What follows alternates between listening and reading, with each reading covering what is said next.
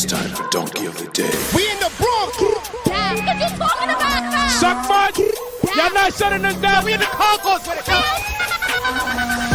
The craziest people in America come from the Bronx and all of Florida. He lied. Why does the Sunshine State consistently produce such strange news? If I catch y'all ass in traffic, I'm with her, my Gemini.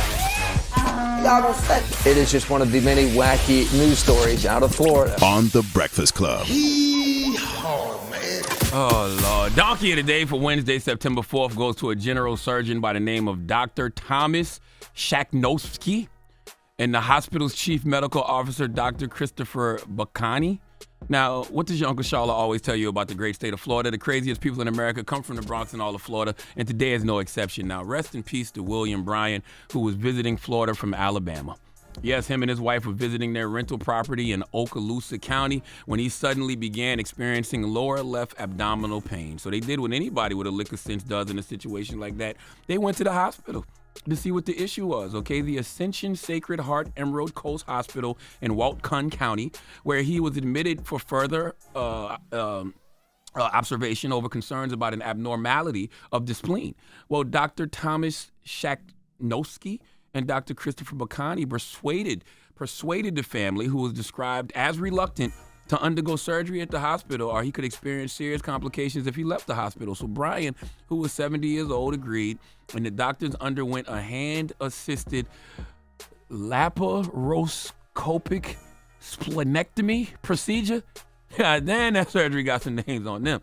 Now, in the middle of the surgery, Dr. Shaknowski removed Brian's liver by transecting the major vasculature supplying the liver. I know this story. Hate to see you coming. I'm telling you. Jesus. I don't know what any of that means, but this is all you need to know. The liver had nothing to do with nothing, okay? The doctor mistakenly removed the man's liver. It was the wrong organ, okay? And the surgical cut resulted in immediate and catastrophic blood loss, resulting in death. Then the doctor labeled the liver as a spleen.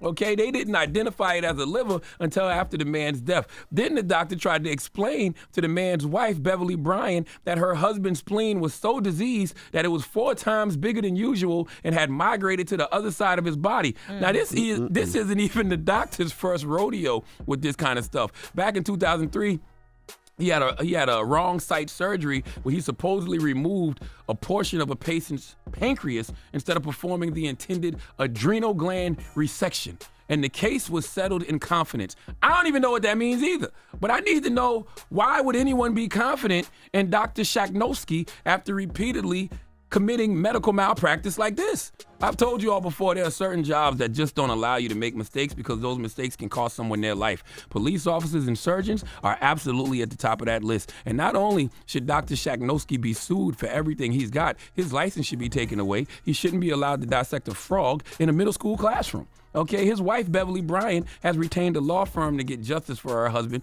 and is hoping the general surgeon no longer treats patients. She said, and I agree with her, she doesn't want anyone else to die due to his incompetence, and they should have known or knew he had previously made drastic life-altering surgical mistakes. Now, I know y'all might not believe nothing I say because I can't pronounce anything and I have a lisp. But let's listen to Beverly's lawyer tell the tale. We've got a client that underwent a surgery that was supposed to be a spleen surgery, splenectomy, where they remove your spleen because you don't technically need your spleen to live. And the physician mistook his liver for the spleen, which is obviously on the other side of your body, and removed our client's liver, which unfortunately killed him, on the table there, and then proceeded to call it a spleen. Once we got the case this week, we looked into this gentleman's background. His name is Dr. We'll put his picture up. His name is Dr. Shaknowski. Once we did some research into him, we found out that this was not the first time he had done a wrong site surgery. In the recent past, last 2 or 3 years, he actually operated on somebody and he was intending to take out an adrenal gland, and he ended up taking out part of the pancreas of another patient. Now, North Walton Doctors Hospital has disassociated itself with Shaknowski and have removed all photos and references to the doctor from its website. And all the hospital got to offer the family right now is thoughts and prayers. And would you like to know what was actually causing the pain? What? He had a small cyst on his spleen. Wow.